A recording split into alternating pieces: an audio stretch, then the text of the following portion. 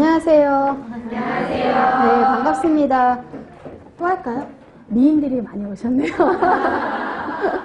아까 우리 오전에 이미 제가 네, 저는 이제 영양판정 영양교육을 12주 동안 강의할 권수경이라고 합니다.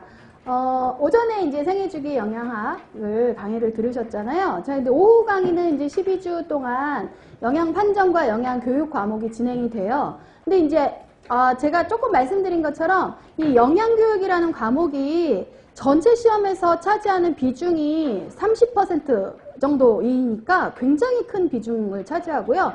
실제로 내용도 많고 뭐 기출문제도 그만큼 사실은 그동안 많이 나왔던 부분이라 중요해요. 그래서 영양판정을 일단 지금 오늘부터 시작을 해서 한 5주, 근데 사실 5주에는 다 안 끝나더라고요. 5주 하고 그 다음에 한두 시간 정도 더 강의를 해서 가능하면 6주 안에 이제 영양판정은 마무리를 하고요. 그리고 그 이후에는 영양교육을 하고요. 그리고 이제 아까 말씀드린 것처럼 사실은 생애주기 영양학도 10주 안에 끝내고 나머지 한 2주 정도는 영양교육으로 네, 그렇게 강의가 나가게 될 겁니다. 자, 그래서 영양판정부터 시작을 할 거고요. 네, 영양판정은 5주에서 6주 정도 네, 강의를 해서 마무리를 하도록 할 거예요. 자, 영양판정 차례를 한번 보실까요? 네, 차례를 보시면 역시 이제 1장에서 8장까지로 되어 있고요.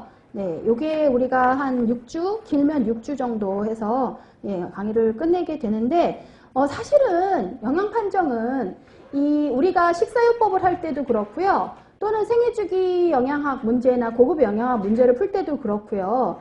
그 문제 자체에서 물론 판정을 물어보는 부분도 있어요. 뭐 어떤 최근에 보면은 어떤 뭐 식에 관련된 그 식 안에 들어갈 어떤 내용이라든지 이런 걸 물어보는 거는 이제 판정 자체만으로 문제로 나오는 경우도 있지만 또는 식사요법과 관련해서 요러요러한 검사 결과가 나왔는데 요 사람한테 해당되는 식사요법이 뭐가 있느냐 이런 식으로 다른 과목의 내용과 관련해서도 나올 수 있는 영양 상태를 파악하기 위해서 나올 수 있는 이제 그런 부분들이 많이 들어가 있어요.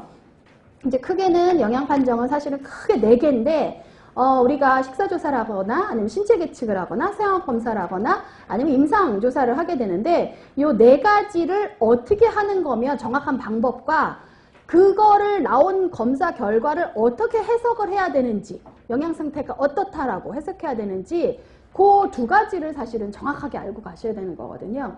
네, 그럼 말씀 100번 드리는 것보다 우리가 내용을 아는 게 중요하니까요. 내용으로 들어가도록 할게요.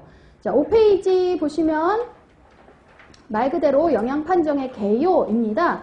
그래서 영양 판정이 뭔지에 대한 전반적인 이런 얘기가 이제 1페이지 있어요. 영양 판정은 이거 뭐 물어보냐 이렇게 생각하실 수도 있어요. 그죠? 뭐예요? 영양 상태 평가하는 게 영양 판정이죠. 그래서 네. 문장으로 정리된 거를 보면 이거 굳이 외우시지는 않으셔도 됩니다.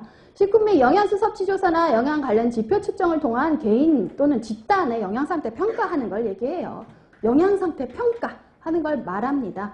또는 요거를 조금 이제 다른 말로 영양 상태 손상 여부나 손상 정도 및 특징을 식사 섭취량, 생학 검사, 신체 계측치 및 임상 조사를 통해 영양 상태를 평가하는 과정 똑같은 말입니다. 어쨌거나 영양 상태를 평가하는 걸 우리가 영양 판정이라 하죠. 자, 2번째 왜 하느냐? 목적.